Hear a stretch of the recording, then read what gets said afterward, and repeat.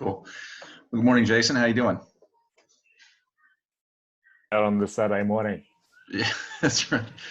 Um, yeah, getting there. Hey, thanks for hopping on. We're just gonna have a bit of a yarn about kind of what we've been seeing through the week as regards to the Slack channel. Jason, you and I have been working through the new Slack community that's been spun up for innovation leaders across Australia, and yeah, you've been doing some data crunching for us too. Yeah, it's an interesting one coming from a tech background and a data background, just seeing how the data blends together from the network perspective, and how do we actually measure value of the community, not necessarily the individuals. Yeah, and one of the things that we've been talking as we've been doing this over the last couple of weeks, because it is only about a 2-week-old process. Di Somerville actually set it up from Bridge Hub and Regional Pitch Fest, and she's been kind of helping us with some of the community and the coordination. And we've been talking about how this virtual community, there's a lot of things that reflects a physical hub as far as the attributes of it and the way it's forming. And part of these weekly sessions is trying to be really transparent around what's working, what's not, what is the data telling us, so others can learn from the same thing. What are you seeing as far as what's similar to other hubs, as far as a physical hub versus virtual? It's interesting that there's been conversations I've had this week, and both from not just the innovation community that we've got in Slack, but in other circumstances where we've got networks and communities being built. So as an example, yesterday I had a chat with some people doing some things for City of Logan, and they're looking about the innovation ecosystem there. And we had similar conversation pieces in terms of how do you demonstrate the value of the community, especially when they're trying to bring in high-tech startups and scale-ups to that region. So that's one. And the second one was around with Francis from Giveable.com, which I've actually met through the community. And what is not necessarily the network effect, but what is the transparent supply chain and the value from social enterprise? Because it's not necessarily, when we look at social enterprise and impact, it's not just the individuals, it's the whole network. So I'm finding what we're doing here is actually a data model that fits a lot of network and community-based initiatives. Yeah, it's an interesting question. How do you put a value on the network? Like, we understand the value of the outcomes and outputs and projects and things like that, but the actual strength of the network, because we know we're not going to get those outcomes unless we have the network, this thing they call the ecosystem, everything working together. And the cool thing we're finding about the Slack community and the way it's structured is we're actually able to now visualize the ecosystem. And that's kind of what we want to get into today in this chat is actually visualizing it and saying, well, once we visualize it, that's not an end in itself, but how do we use that visualization to see what is the health of our community, how do we measure it, and what are the indicators we can change to make it better, improve it for better outcomes, yeah? Yeah, I think when you did the first intro for Innovate Logan, I think it was a couple of years ago, and we talked about we manage what we measure, or we, in terms of that intro, and what we're doing with we have a convenience in Slack, right, with this online virtual community, because it is on a digital platform and it's giving us the data there. Where we have a benefit here versus a traditional model is that a lot of that's actually not in a digital form where we can't capture it. So a phone call or email is not necessarily connected. So I think we're in a unique position in here that we are measuring stuff with the data that we're collecting. Yeah, it's really unique opportunity, and because of the virus, it's forcing everyone into certain channels, as you say. That's a really good point. I'm going to share screen here, and I'm going to head into the Slack channel. Bring that over. Had a conversation with you just now,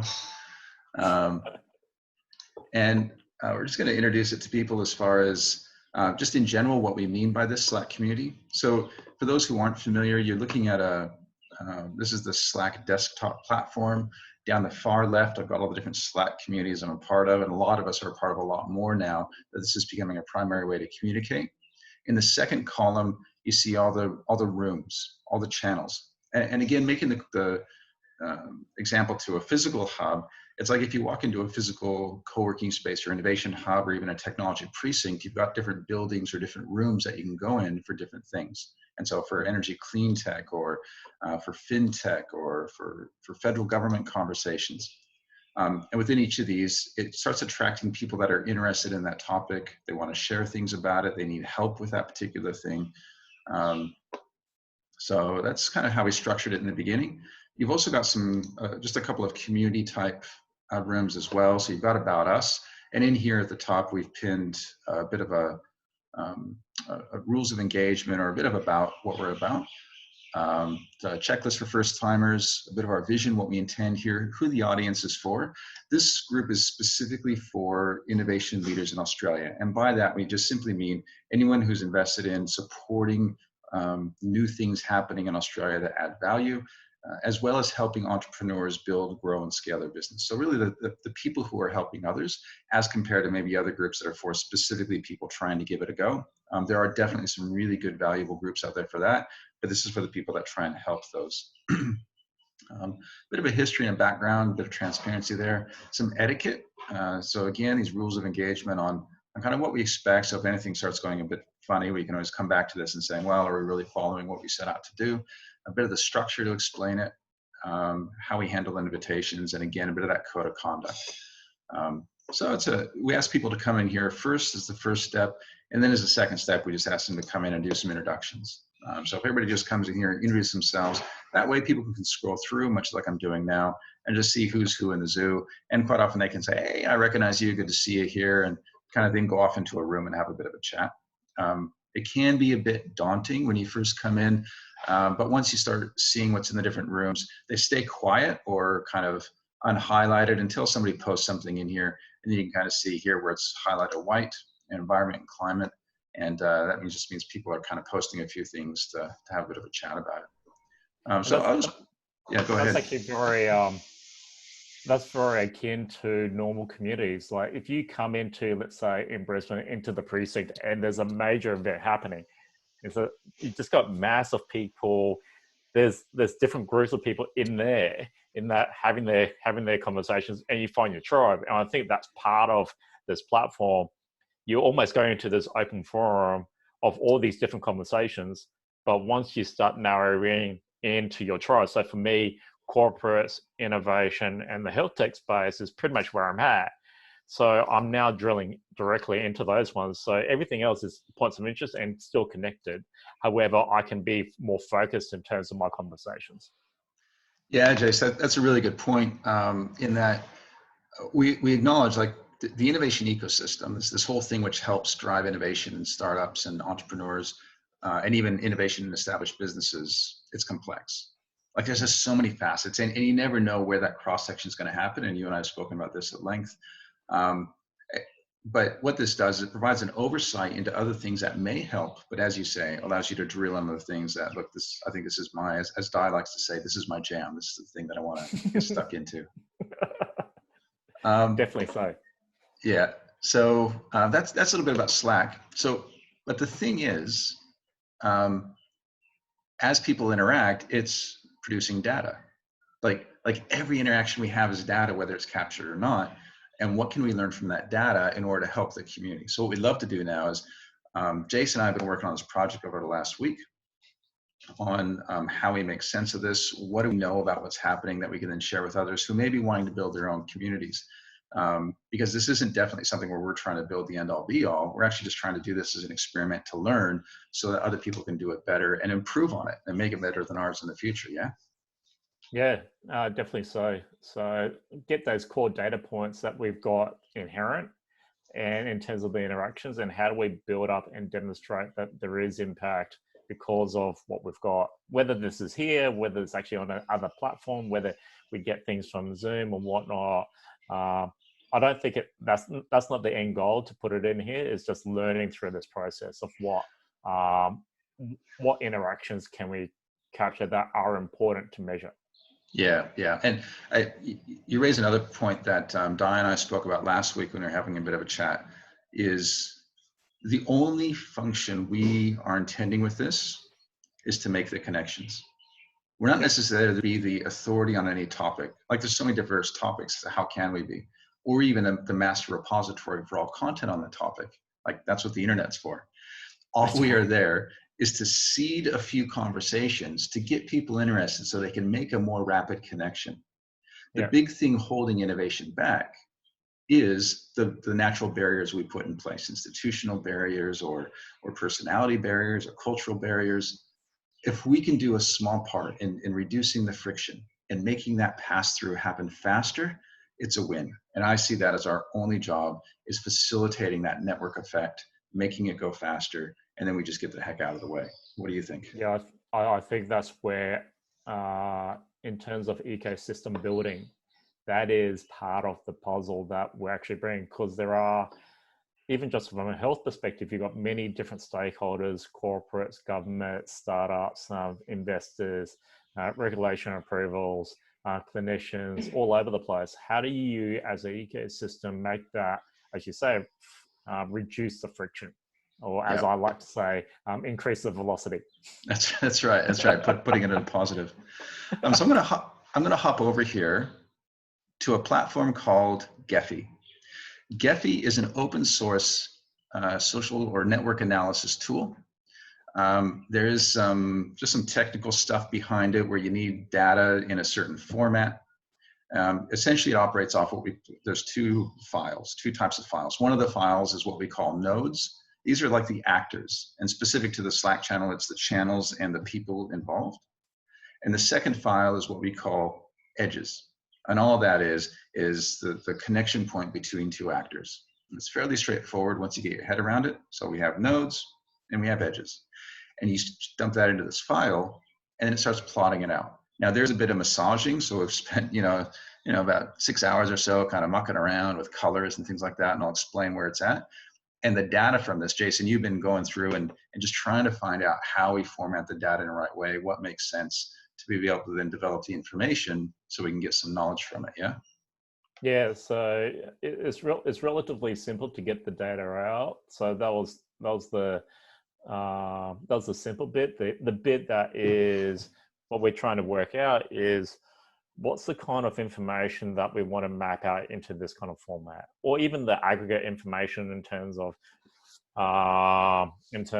velocity, time, and just the number of interactions.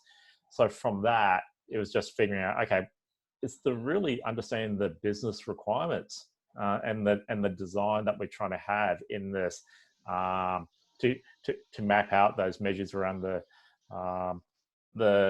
nodes and the edges. Yeah, yeah, absolutely. And part of that also, one of the other things I was really impressed with, as you talk about trying to figure it out, it's much like you cottoned on when I started doing this, and hey, that looks pretty interesting. Can I give a hand? We're also seeing other people join the team as well. So Peter Lorre this week raised his hand and said, hey, look, that looks like kind of fun. I wouldn't mind taking my normal commute time, which I don't have to do anymore, and I might just put a bit of my mental muscle behind doing some analysis for you guys as well. So he's come on board with the team to give a hand as well. Yeah. Yeah, so I'm working with Peter in previous roles. We definitely take a different slant in terms of how that, and the conversation piece that we're doing there is more about the graph analysis. So the relationships between people, the relationships between the channels, how do we actually simplify and even put weights against each of those to then do a network more that graph analysis. So that's the conversation piece we started having with Peter. Yeah, yeah, and that's the other thing I like about the network is the diversity of thinking. It's the different perspectives that either I haven't thought of that, I may disagree with that, but it all just keeps improving it. Yeah, Um, definitely so. so what you're looking at here is just the actors, and I'm going to explain this in a way that reflects what we actually see in the ecosystem. Like this is a visualization of what's happening anyways. It may look really confusing, but like it's just simply complex with a lot of moving pieces, a bit of uncertainty, but it can be known. And that's what we're trying to do is just make the unknown known. And so around the edges, what you have here, like we've probably got about, I think, 570 actual members around that point. These are people that either we've sent an invite to or they've signed up. Out of those, though, you got a lot of people hanging around the outside. They could be waiting to join. They could be And it is invitation only. So, you know, either somebody in the community or myself or Di or Jason has to send them an invite. And we've done that in order to kind of curate who's in to some extent, um, to make sure that they're kind of that they are wanting to lead. We've had a few people that are just trying to start a business come in and like, I'm not sure if this is for me, which is actually a good thing because it lets people kind of self-select out based on the content they see. But it has generated a lot of interest. But much like any community, whether it's a gym, whether it's a church, whether it's an innovation ecosystem, quite often you do have people watching from the outside, asking, is this for me? Waiting to see if there's trust, waiting to see if there's interest, or maybe just consuming information for a while because that's where they're at. And that's all of that's well and okay, that's great. You then have people that start engaging in the center. And what you're looking at here is I've actually grouped the different channels based on their area. The size of the channel, the size of the circle, I mean, is the size of the node is based on the number of interactions. Now, obviously, this big one down here, that's me. Because in any community, quite often you need that one actor, that community manager, somebody coming in and just kind of spinning the plates, making the introductions. Every time somebody logs in saying, hey, thank you very much, greeting them at the door with a smile. So it's not necessarily Chad as far as a person, it's more the function that I'm serving to try and model that behavior. So I think that's really critical in any community. And most any innovation hub out there can always point to that one person driving it forward, much like Jason would be within Oracle, and a lot within the corporate innovation space, particularly within the Brisbane area. People identify with Jason for that. And yeah, it's probably something that you've seen as far as that keystone species, they call it. Yeah, Jace? Yeah, the couple of times going down to the different hubs, you notice the person at the front door. So like when Sam Joyce was doing that for RCL and seeing Joy and David at Startup Toowoomba, you recognize those kind of people when they come, they're cornerstone to the actual hub. Absolutely, absolutely. And the size isn't necessarily their importance. It's just simply the number of interactions. It's just simply volume. Then what we have is I've color coded these based on, I'm sorry, I'll just stop and just go back one quick to size. The other thing you'll notice here is there's a few other ones that are starting to get into mid-size. And Jace, I think this is you. Because what you see, and if you can actually start observing this, and intuitively you know it in your community, it's the people that are coming, either coming behind or coming alongside, or starting to lead within their certain area. And these are really important. The only reason why one of the key functions of a big one like this is actually to find a way to model or create or identify others who can come along and take the load, because no one single actor can handle all of the connections. If somebody wants to own the hackathon space, if somebody wants to own the medtech space, like, man, go for it. Not own it as far as ownership, but own it as far as kind of helping facilitate those connections. The colors, these represent the max, the highest interactions that person has had with a given channel. So the colors are based on channel. So here you can see coronavirus is light green, entrepreneur startups is a pink flavor, co-working hubs brown. And so with the person grouped into there, that simply says that out of all the conversations they've had more in co-working, or they have had more in university. And this kind of tries to get a bit of the emphasis of the flavor. And Jace, you and I have it's been a bit tricky to kind of get right down to the max channels for the people, but it seems to work out pretty good. Cool. So then I've grouped these in areas where down to the bottom and along the right here, this is community. So you've got a whole bunch of people making introductions. And a lot of people, like, they just come in and say, hi, we've only been around for 2 weeks. We're a very young innovation hub, as it were.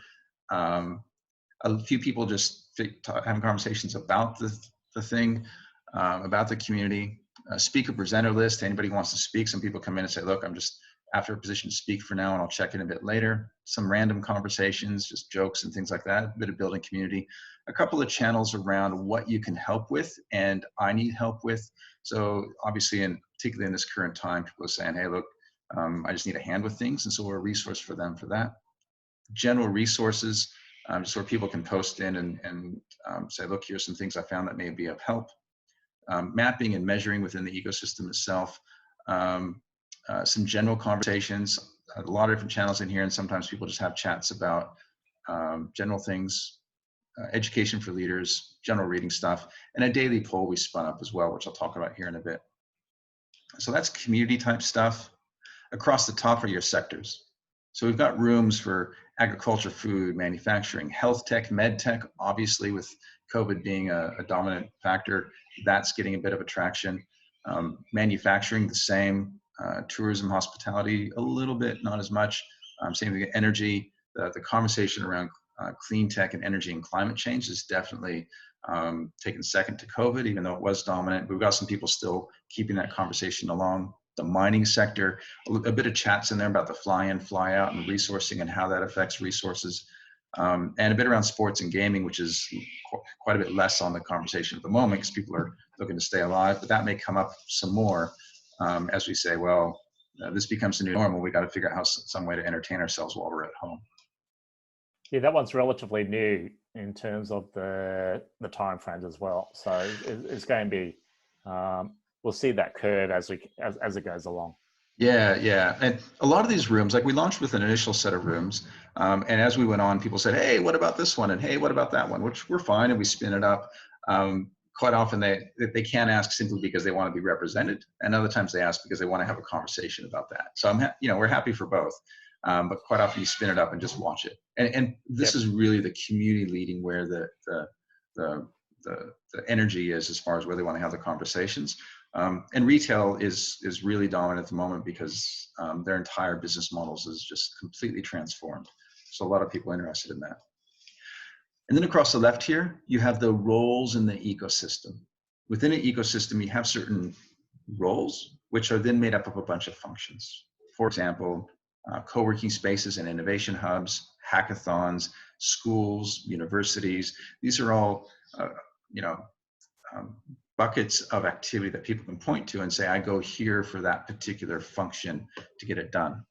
Talent and remote working, things like that. And so we're starting to see a bit of dominance. Entrepreneurs and startups had a big conversation this week around some of the federal changes to support, and they're expanding that out to help startups as well as established businesses, which has been good to see. Co-working hubs, much like retail, their business model has been transformed, but then also hackathons and going virtual in a way to solve the crisis. And universities have been involved in that, and you've got a bit of remote working conversation as well on how we do it. And we've got spaces for everything else to have a conversation, but again, this is just the dominant chats. So when you look at it like this, Jason, what are your views? Like, how does this make you, how does this help understand the ecosystem? Is it helpful? Yeah, I think it is, especially where we need to look at investments, where we need to look at what is the, because this is invite only, then what is our network reach in terms of that? Because I know that not everyone that we know are actually in here and participating. Not yet. So, give us till Tuesday. I think we'll hit it. So I think that in itself, doing a longitudinal study of how this grows and what are the ebbs and flows as far as the ecosystem, this is going to be very important to look at. This is also backing up your point before that this is messy. All right, we are all coming from different areas of focus, and also because we've actually identified it per channel, then what is the dominant subject is actually going to put someone in a Slack channel. We do have a lot of references to say, hey, especially from a hackathon perspective or coronavirus perspective, then that's the dominant thing, but it may relate to hackathons or health tech, or even just how does this work with workforce and remote working. So people are putting the conversations where they think it is the dominant subject. Yeah. And the learning as we go. That's the other fascinating thing. It is a learning community. It is an experiment. We're giving permission to do pretty much anything as long as we follow the general principles. It's very much a principle approach. Not saying you have to do any one thing or another, but all we're doing is creating space for people to play and to add value and find value. The other group that we didn't mention is this group in the center. And this is actually the things we want to point this machine at, this engine at, this system at. So we've got community, we've got sectors, and we've got roles. And then in the center, these are the topics. And obviously coronavirus is currently the center of all things. It's like the biggest brand in the world, I've commented before. You know, but also there's indigenous and how does it affect that? There's gender, there's environment, climate, physical and mental health, and other things will come in here as far as things to have a conversation about. But again, the cool thing is that if you hover over any one of these conversations, you can just see the you know, and this is only going out to one space, but the chats that one person has then in fact two or three others, you know, and some of these network type effects that are happening that you're seeing. And quite often people that you would think, surely you know each other operating in the same, say, regional entrepreneurship space or things like that, they don't. But because of this network effect, only one or two jumps and we can rapidly make that connection. And you're probably seeing that from the data as well, Jace. Yeah, it's 1-2 jumps, and it's actually cross channel. So I picked up a connection through here around corporate innovation and innovation management, and we then went off and had connected up on LinkedIn, and I, you know, the reason I say stand up for it, which I didn't know, I didn't see, and thinking, looking through how that blends in, and think, oh my, how does this shape my thinking in terms of taking this to the bigger corporates, because they are very ISO 9000 related organizations. So I wouldn't have done that, or would have been able to quickly maneuver that without this kind of network, without actually seeing how this dovetails in, but also having a broader engagement platform outside of this as well. Yeah, yeah. And that point actually speaks to kind of the third bucket, as it were, where we've talked about what could you measure to find value in a hub? And this applies to a virtual hub or a physical hub. And the three things we identified. So first is the blast, you know, the promotion. And quite often in hubs, they can be very promotional, people coming in and saying, hey, we're doing this thing and we're launching this startup and we just received this funds and we've got this corporate program, and everybody's sharing. And that's great. And that happens in this community. And we're working on isolating those one post to one channel promotional pieces. Second is you've just got my job and what I do. And that's, you know, touching on, you know, as far as spinning up all the conversations, helping make the connections, facilitating those chats. And that's okay. But quite often in a regional area, there can be a sense of an artificial energy if it's just based on that one person, because that one person's energy isn't infinite, right? And it just takes a lot of effort and work to do it if we don't create things to back them up. But the third part is the actual interactions. We've had about 1,500 interactions over the last week and a half or so. And these are the value connections, exactly, Jace, as you just described, where people meet people, go to a conversation. We've actually got some Johanna from Griffith, who's looking to do some social network analysis and research on this to say, how do I actually measure the value of those outcomes rather than just maybe the noise or the promotion or just my efforts?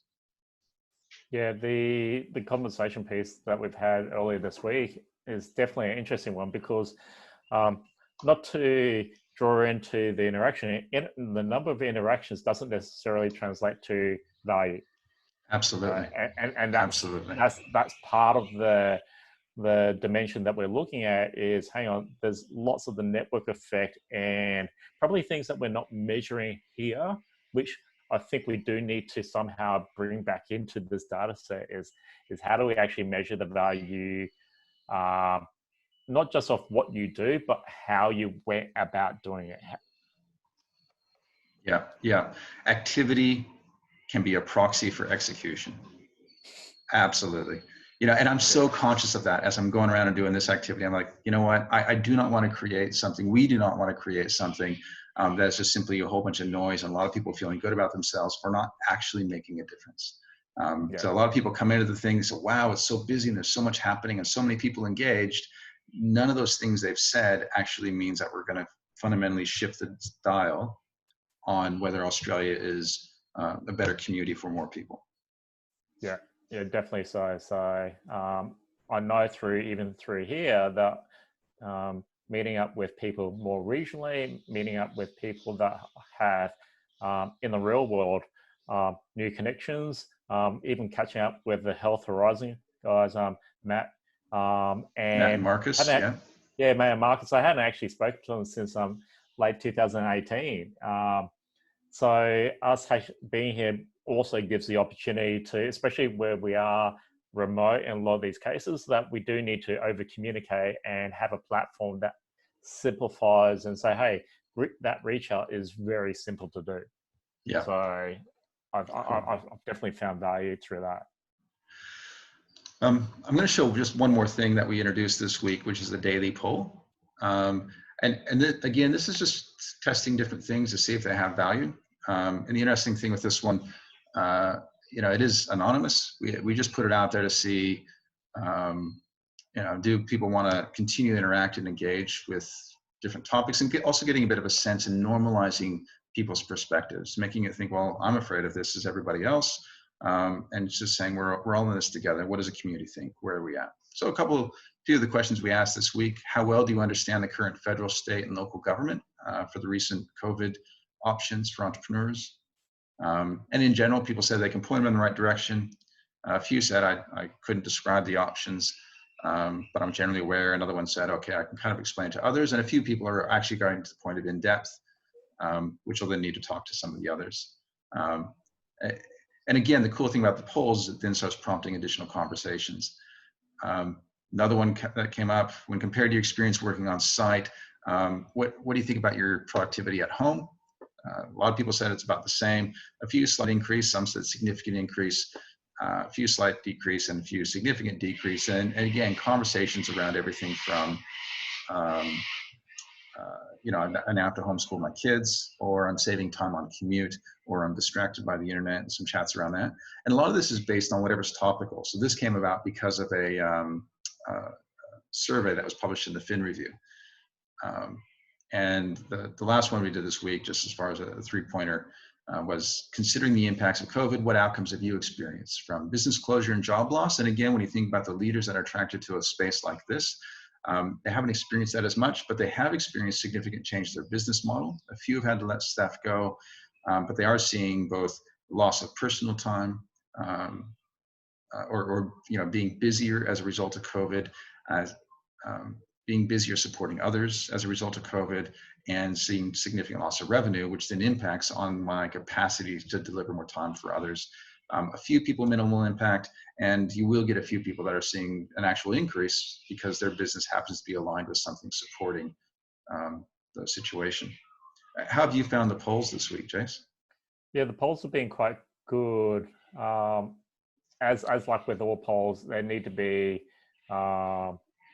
the right, good question, and then be able to articulate how these are the difference between a good metric versus a bad metric, right? So I think you've done well to actually put those metrics in place so that we can actually put action behind those or see impact behind those. So I think they've been very good.